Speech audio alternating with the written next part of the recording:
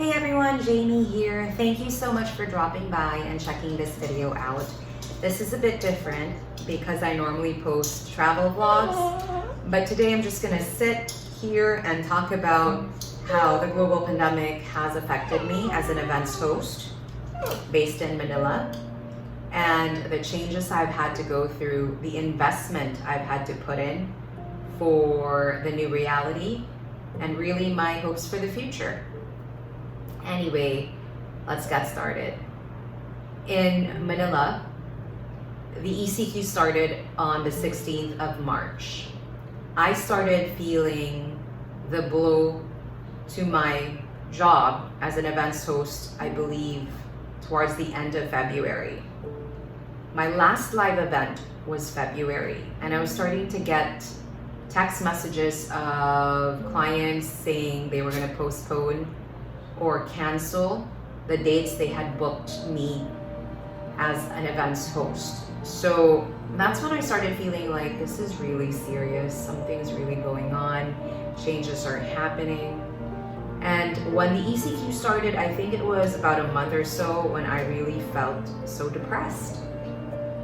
I was depressed seeing the numbers rise, not only in the Philippines, but around the world. It just really affected me. I was seeing all the videos of hospitals and patients and just people losing their loved ones, and it really deeply affected me. Aside from that, I was feeling hopeless, I guess, and I couldn't see the future of the events industry. This was something that stopped suddenly.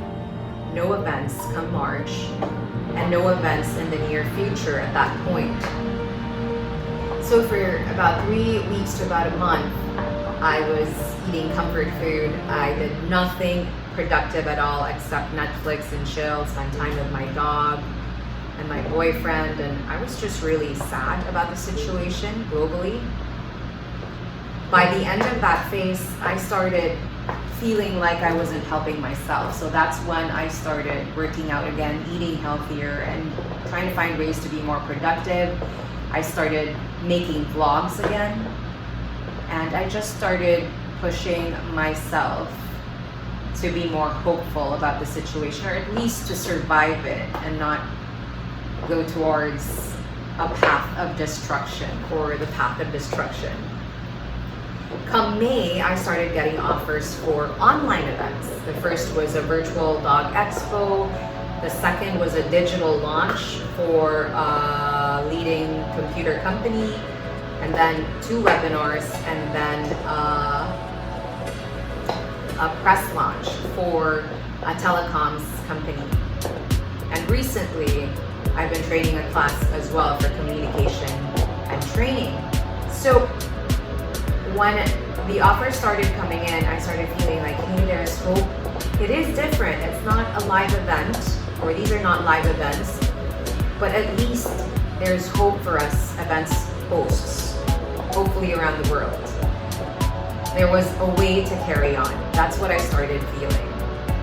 Although I had to keep up with a new reality, and that's where I'm going to start talking about the things I had to invest in. So, number one, because I had to do virtual events at home, I had to decide on which things I could spend on wisely to be able to be an effective virtual events host, because it was entirely different from what I was used to. Number one, I had to buy a good webcam. How did I figure out that this was good? During the digital launch that I hosted, this was a second virtual event. The client sent over their equipment, lights, and also the webcam and their mic. And their webcam is a Logitech Brio, I don't know how to say it. But anyway, it was that they sent over to me, and it was really good. It did the job. So I thought to myself, well, I'm just gonna get what I've tried and tested. I checked Lazada out, and I found good options. It was on sale at that time. I was able to buy it for 8,000 plus pesos, which was a good deal for a good cam. And fast delivery as well. So 2 thumbs up. Number 2, a good mic. For virtual events, audio is so important, so I researched a lot on good USB mics. I wasn't willing to spend so much. One of the mics that kept popping up was a Blue Yeti. I really want that in the future, but it retails at about 11,000 pesos up. So I had to read and check other options online. And one of the mics that kept popping up as well on lists of good USB mics was the Shure MV5 model. And what I liked about the reviews I was reading online was, number one, it's compatible to Apple users, to Mac laptops, to iPhones, and that's what I use, so I chose that. And in terms of the reviews, in terms of how good the audio quality is, I also read a lot of good reviews online. So that's the mic I bought. So we have the webcam, the mic, and it's about 7 p.m. here in Manila as I'm shooting this. I have a 10-inch ring light that I'm using, which is adequate for vlogs, yes, but it isn't enough for virtual events. So the third investment that I had to get was a good ring light. It still isn't here, it's still on its way here, but I got that on Lazada for about 4,500 pesos. I still don't know if it's any good, but I'll make sure to share that with all of you.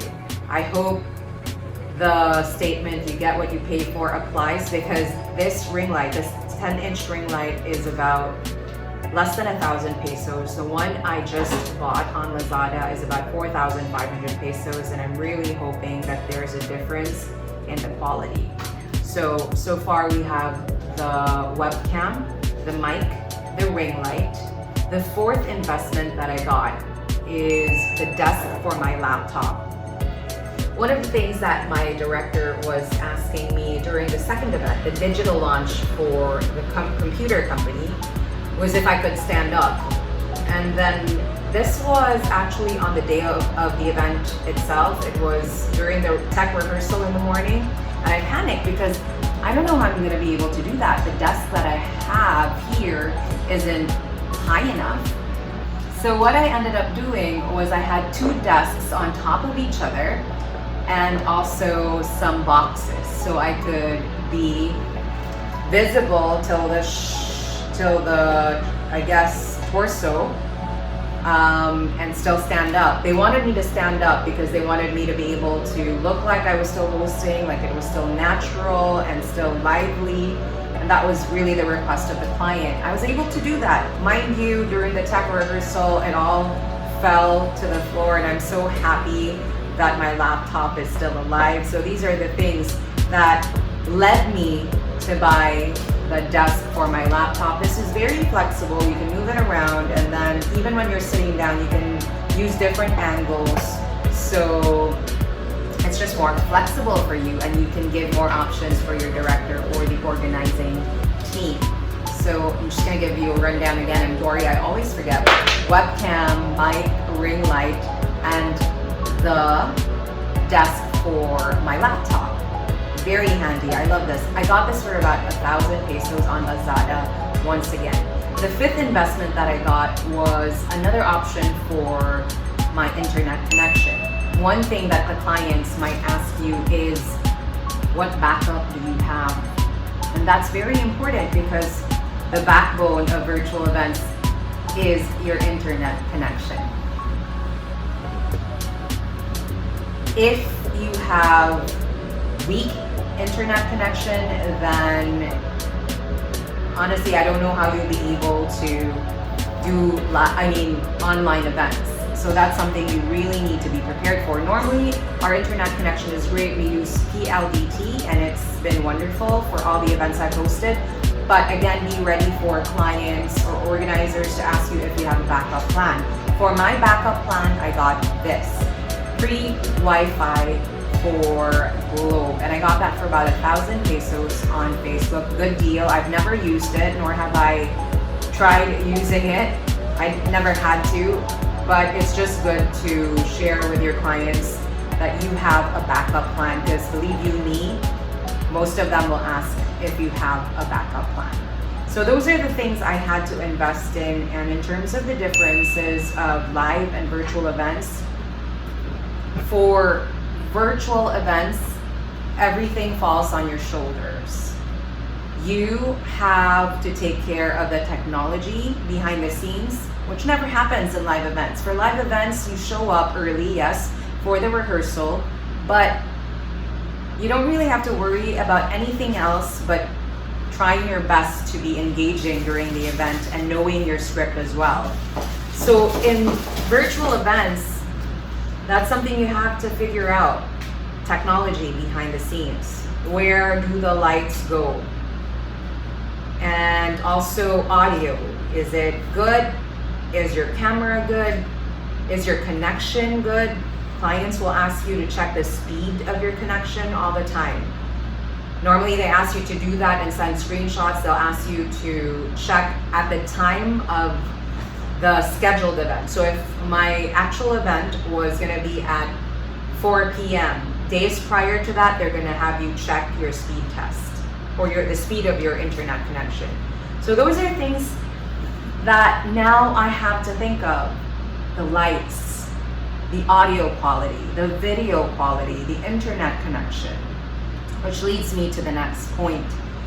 When I had my first virtual event, I didn't know what rate to give, honestly. I was just lost. I was thinking, well, it's an online event. I don't have to be there. Maybe I should give a rate lower than my standard rate. My lessons from the first few live or online events that I've done is that it shouldn't be lower than your standard rate.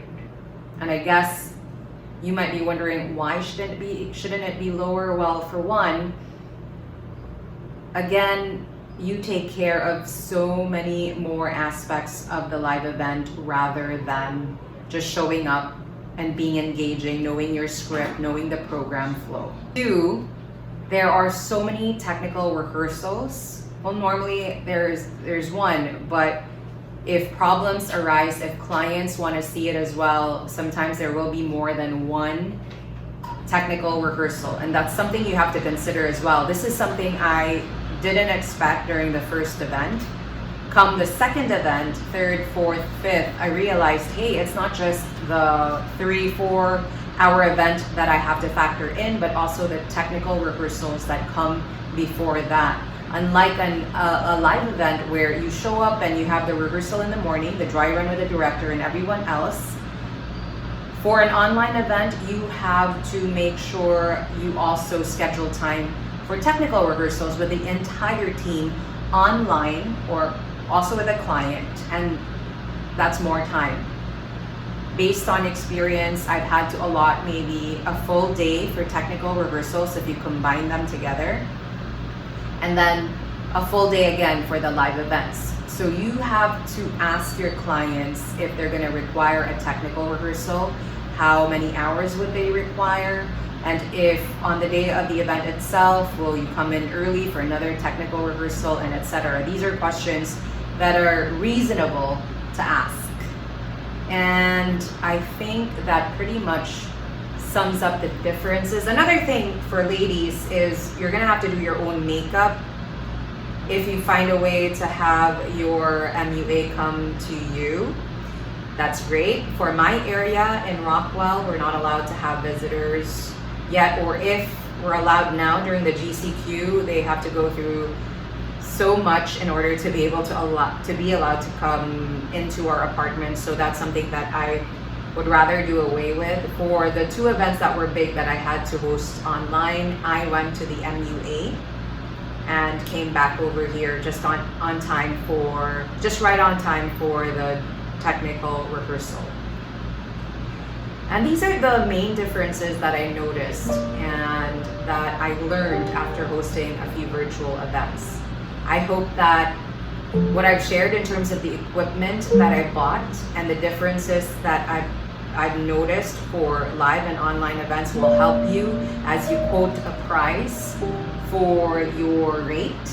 I hope it helps you become ready for when you have your live event, or if you're having it now, I hope you have an idea on what pieces of equipment will work for you as well. Anyway, life is consistently inconsistent, but there's always a way to carry on, and I just have high hopes for the events industry. Seeing what I've seen in recent weeks, I'm hopeful that most of us will get back to normal, or what we call as the new norm. I wish you all the best of luck. I hope you stay safe and healthy. And if you have any questions about what I've shared here, feel free to comment below. Stay safe, everybody, and thank you once again for watching this. And until the next vlog.